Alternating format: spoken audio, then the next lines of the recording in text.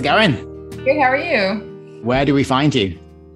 So I'm actually in Chicoutimi right now. I'm in a hotel room. I'm playing with a band called Zoos right now. They're a noise rock band, and I'm doing backup vocals for their next couple shows. So they're doing the sound check, and I am in our hotel room. Wow, so Yeah. noise rock. Yeah. That's a long way from where I expected you to be. Yeah, me too. But I love it. It's actually a lot of the same people who co-produced the album with me. So yeah, it's funny that I'm just starting off talking. This band is called Zoos. And two of the members are David Marchand and Francis Ledoux, who they co-produced, and they were, between the three of us, we recorded the whole album. So yes, it's not the same sound, but it's actually the same musicians. So okay, so in some ways it's very close, and in some ways it's far away. Yeah, totally. But I live in Montreal generally. Yes, but how long have you been in Montreal? 13 years. Oh, so you do really live in Montreal. Yeah. I was under the impression that you'd moved here fairly recently, but obviously not. No, the roots just run very deep to the Gaspésie, where I'm from. So Yeah. And I get back as often as I can, and we recorded the album there. So yeah, I've lived in Montreal essentially since I had moved to Montreal for Cégep, because I'm Anglophone, but Québécois. So English Cégep options in the Gaspésie, there weren't very many. So it was very common that English people from my region would move to Montreal for Cégep. So growing up in that beautiful area, do you think that's affected what you're doing now with the music?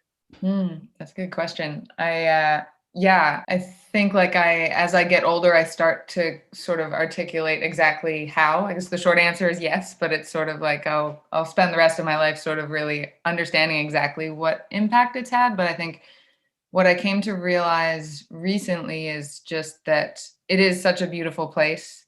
And I lived there for the first, 17 years of my life. And we recorded the album there, but even if I'm not drawing any kind of direct inspiration from that place, I think with it having been so beautiful, it definitely is what I would say is like the reference point for my taste in what I find beautiful, most simply. You know what I mean? It's like being sort of steeped in an environment like that.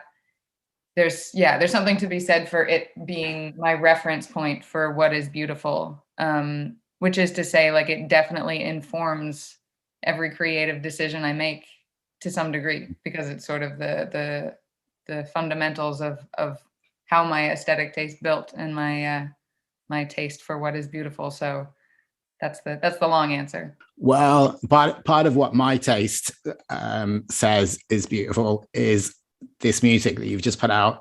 And I'm not just saying that because I'm talking to you. When I heard it, I was absolutely blown away. And I was like, how can an artist this good just suddenly arrive seemingly fully formed?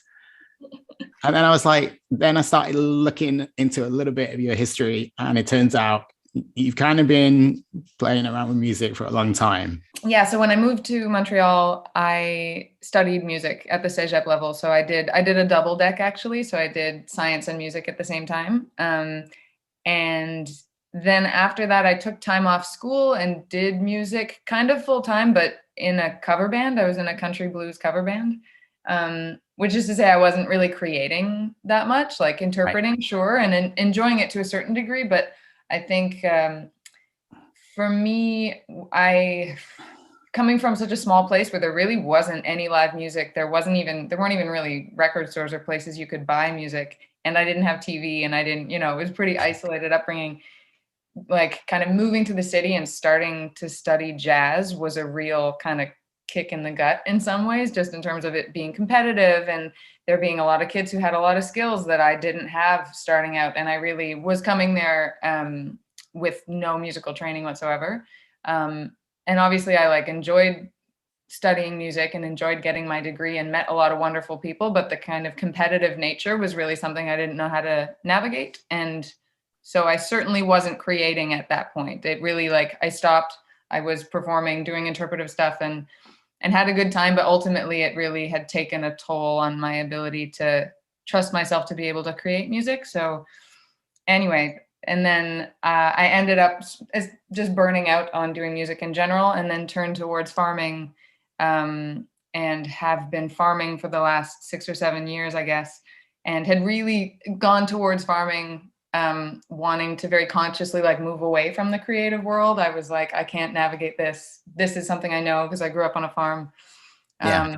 and moved towards that. And I kind of made a post about this recently, that I went into farming really wanting to get away from creativity, but in the end, after a couple of years of running my own farm, it became very clear to me that the things that I love about farming, and I'm going to continue to farm through doing my music now for sure, the things that I really love about farming, the things that draw me to it, I think are inherently creative things as well. Just creating a beautiful landscape out of nothing, growing these beautiful vegetables, giving them to people. It's really, and yeah, I know it's not the case for all farmers, but for me, I kind of through farming was able to re-nurture my desire to be creating. And on account of my growing vegetables being very much a seasonal thing that leaves me my winters, I was, inspired enough to then use my winters to go back to music and to start writing, and to record this album. So they kind of go hand in hand. And so, yeah, I guess to come back to it, I've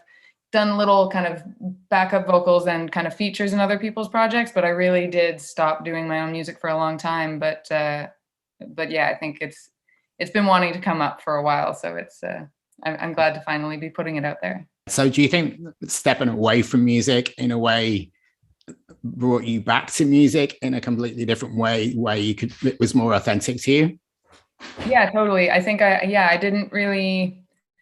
couldn't see clearly how I was supposed to create. Like there was too much competitiveness. There was too much, and it's a hustle, it's a hustle to have to make a living off of doing the thing that you love to do. And I think we don't talk about it enough, how big of a sacrifice it is. It's a huge sacrifice, and your relationship with that thing is going to change should you choose to pursue it professionally. And I think, I didn't know how to do it anyway. So yeah, I had moved away from it, but yeah, I don't know if that kind of answers what you're asking, but Yeah.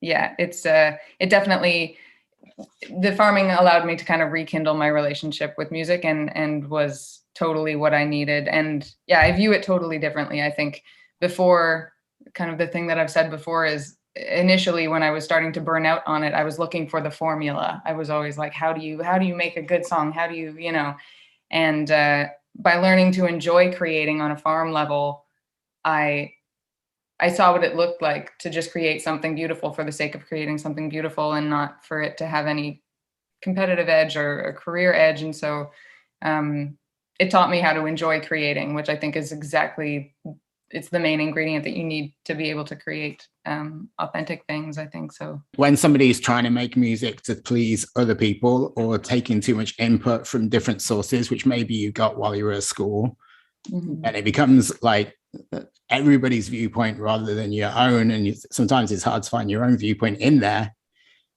So it sounds like now you've just got your own viewpoint, which again is more authentic, and that's when people start to connect with the music more. Yeah, and I think also, though, just kind of hearing you say that, I'm realizing too that by setting back, because all my friends and the kind of community that I fostered around me is still largely a music community. Like all my friends from Cégep and my partner, like I'm still very much in the music world. And I think another thing that happened was I stepped back and I got to watch people, and I got to build the world around me and watch people doing really great things. And then when it came time that I wanted to do my own music, I knew who I wanted to work with, and I knew whose kind of sound aligned with mine and whose vision aligned with mine. And so, to my delight, David Marchand, the pedal steel guitar player, lead singer of Zoos, who I'm playing with today, he agreed to take part. And I was so happy, because I love everything he does. And if I hadn't been in a listening, watching, non-creative place, I maybe wouldn't have taken in all the people around me and the cool things that they're doing. And from start to finish, even the visuals for the album that are coming out, I've just been so lucky to work with some people who I really respect everything they do. And it's been really like nice team. I think that's I wrote the songs and co-produced with these guys, but it's really a team effort. And yeah. It sounds like you're definitely a team player, but you like to choose your own team. Yes. So from this album, what was the first song that came to life that's ended up on the album? Actually, Honey Friend, the last single that came out, because the bulk of the tunes were recorded in Shigawake, in my hometown. We went last February, but there had been a number of them that we had started a little bit before in Montreal. And that one, I think we put some final touches on it in Shigawake, but it really had come to fruition pretty much like right away, right before.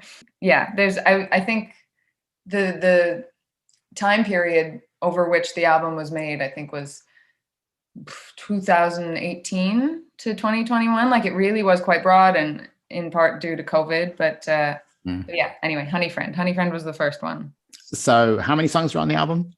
9. Do you see any kind of link between them in any way?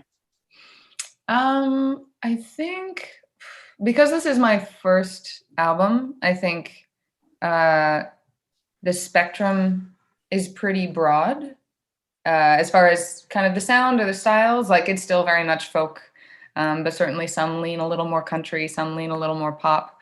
And so, yeah, definitely they're connected, but each one was sort of a separate little venture in terms of the stylings. And what I would say, I guess, some of the tunes that had been recorded earlier, so Honey Friend, I think Mother Tongue also, they were more produced. They were more in the album, kind of piece by piece overdubs. And then the ones we did in Shigawake, because we were only in Shigawake for 10 days, we were a small team. We had nothing recorded for most of those tunes when we started recording.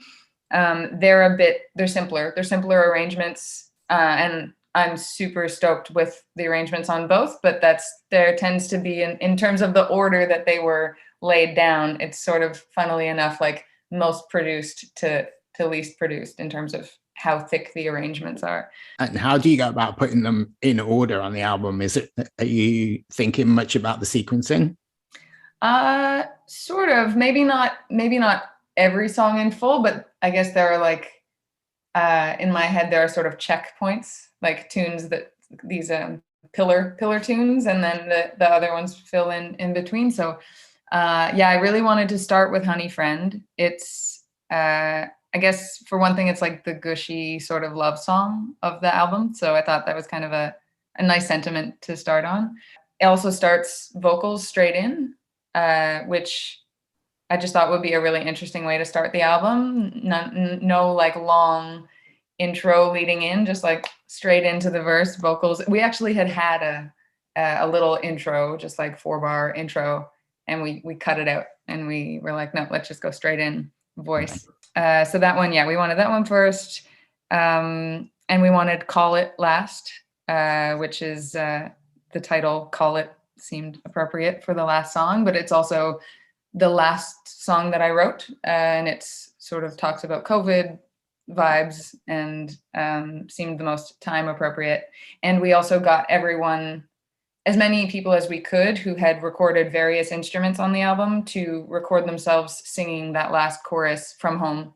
And we had them send it in, and they're all overdubbed onto that last track. So it was sort of like a summary piece where we had everyone sing, whether or not they were singers, this last chorus. So sort of a nice choral ending. Yeah, there was like, we definitely wanted like an arc in terms of King is one of the tunes in the middle, and it's a bit more rock, I will say. It's not rock, but it's sort of has a more drums and bass, and it's a bit of a bigger song. Just playing with the general dynamics and like you would build a set for a show, just sort of trying to have a movement within itself. And with those 3 being the pillars: Honey Friend at the beginning, King in the middle, Call It at the end. So you've had 2 songs that are out in the world that people have been able to listen to so far. I know you did this little live jam session. Yeah, we released a live session yesterday. It's 3 songs filmed in Shigawake. in June. We had gone back with the band. It's just myself and David Marchand playing, and Francis, who had recorded, he did the audio, and this incredible videographer, Marc-André Dupol, filmed it, and he is a genius. And I was so happy to work with him. I don't know if you've seen the live session yet, but it's incredible. I won't spoil it, but the first video is a one shot, him, camera, live, and he does it's cool. He does cool stuff. It's one sequence, and he captures some really great stuff. So I know you've got like a kind of, what would you call it, a release show coming up in May? Yeah. On May 25th at Ursa, which is a venue. It's Martha Wainwright's venue on Park Avenue in Montreal. For now, it's just one show. There's a chance we might have a double bill, like do two shows that night. But yeah, 25th of May, Montreal launch show. You mentioned that you've got all these collaborators that you like to work with, a lot of which I'm guessing are from Montreal. Mm-hmm. Is your guest list going to be insane for that show? Well, no, not too insane. I think a lot of people are going to be playing a lot. And one of the main people who I work a lot with and who I've sung with in the past is my good friend Thanya Iyer. So she is going to be playing with us, and our friend Pompey as well is going to play with us. But yeah, we'll see. I haven't planned the guest list out yet, but maybe you're right. Haven't gotten that far. and have you had a chance to play all these songs live already, or will it be the first time for some of them?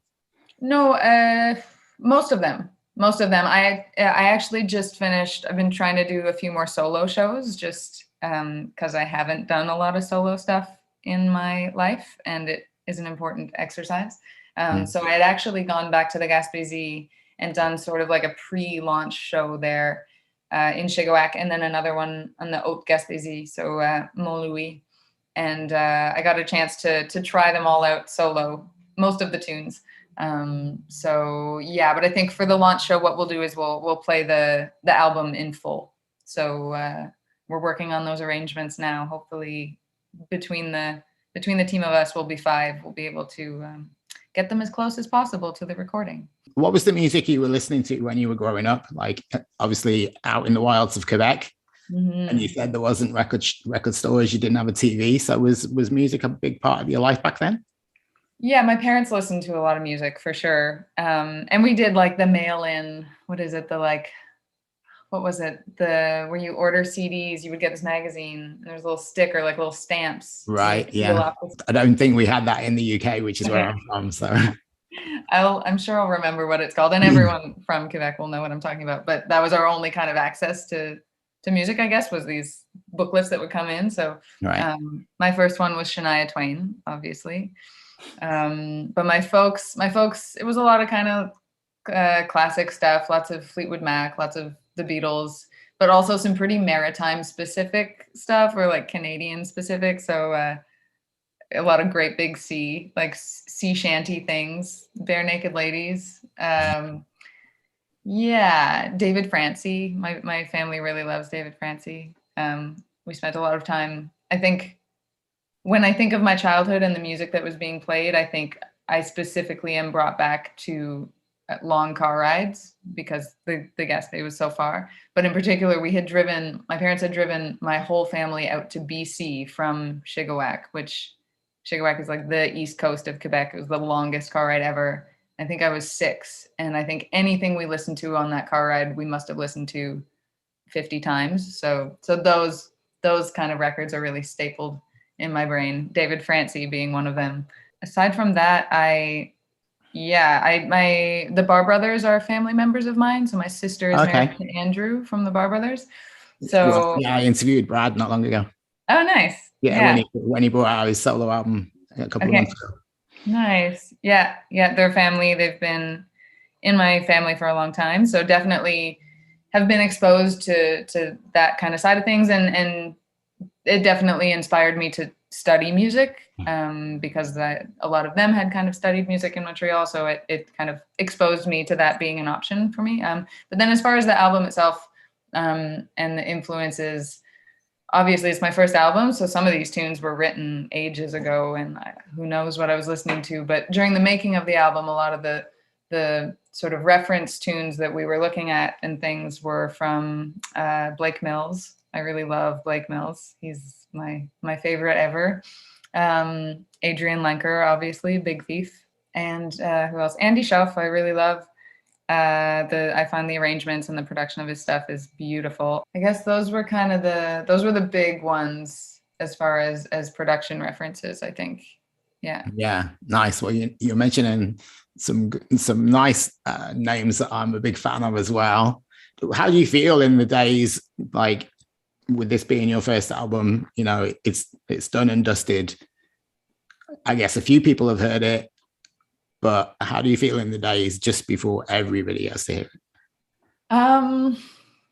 Yeah, that's a good question. I think I've been meaning to ask myself that question the last couple of days, because I think to be honest, like it's just been done for so long. Like, really, you know, I had wrapped it up last summer and had really hoped to put it out in the last fall, so 2021. Right. But with the farm season and with the music industry and all the releases coming out just saturating everything, like I'm sure you're experiencing this, anyone who's working on the sort of release side of music, it's just insane, the saturation. So even just getting a team together to put it out I was on a wait list, I guess, sort of. So I really had to keep pushing it back, but it worked out to my advantage because it gave me sort of this winter when I'm not farming to really properly prepare for the release. So so to me, it's like, it feels like it's already out, and I feel like I've just like impatiently shared it with a lot of people that maybe I shouldn't have. Not that many people, but I guess most of the people I am in contact with in my tiny bubble. We all have our tinier bubbles now, but I'm very excited. I think, I think the two singles have been pretty well received, and I'm just like genuinely excited to be able to share the rest with everyone. So hopeful, I guess, is the simple answer. I'm hopeful. I think if people like the two singles we put out, the rest is very much in the same pocket and same sentiment and same me in the other songs. So yeah. I've spoken to some artists that say they hear their album differently once they know it's out in the world, because they kind of hear it from a listener's point of view more than a creator's point of view. Mm-hmm. You think you might have a similar reaction to it? Yeah, totally. Definitely. I think like one thing that struck me with the tunes that have come out so far, and I'm sure will strike me even more with the others, is just the lyrical content. Like it's funny, the production team I worked with, or this team I had, they're all Francophone, bilingual for sure, and even perform in English a lot. But the lyrical content isn't something that we really talked about. Like, it's sort of, we worked on the music, but I had all the lyrics, and no one ever asked about the lyrics, or we never really talked about them. But, you know, like much music, there are songs that are very vulnerable and very open book, I guess, like kind of feelings, whatever. Yeah. And it really struck me, people commenting on the lyrics, because in all the production process, no one said anything about the lyrics. They just kind of went like unchecked. And so I guess that's something now when I hear those singles back and I've heard people say things about the lyrics, I'm like, oh, it's true. I am saying things. I did write like words that meant a lot to me. And it's, that's interesting to suddenly, because clearly when I write them, I write them to be poetic or to express how I'm feeling, but it's exciting to have people receive that, and also stressful, I suppose, to have people analyzing your words and thoughts, but it's good.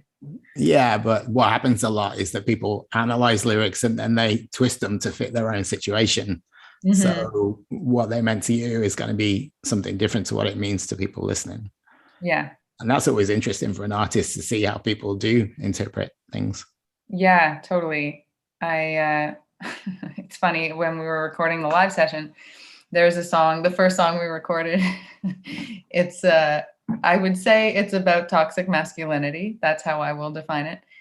And the whole team was like, oh, like at the very end, they were like, is this song about, again, like totally francophone team, like, is this song about like a relative of yours who died?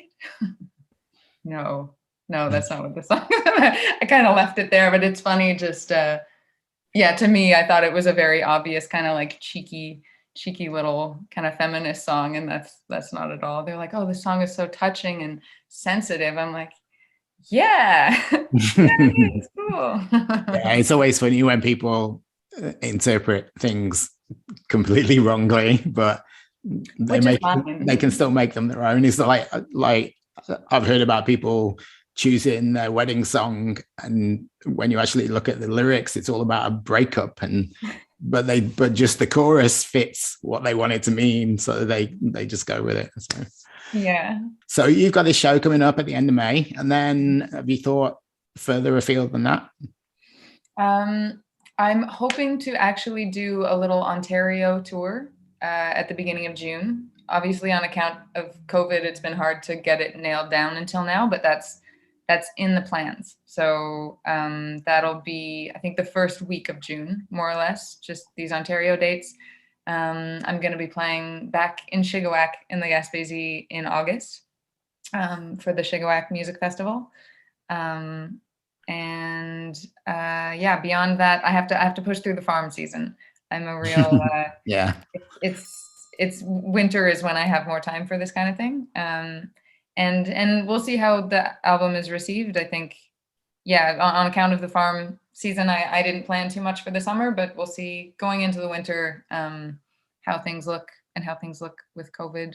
I would love to do a little cross Canada something, but we'll see. We'll see how it all unfurls. Okay. Yeah.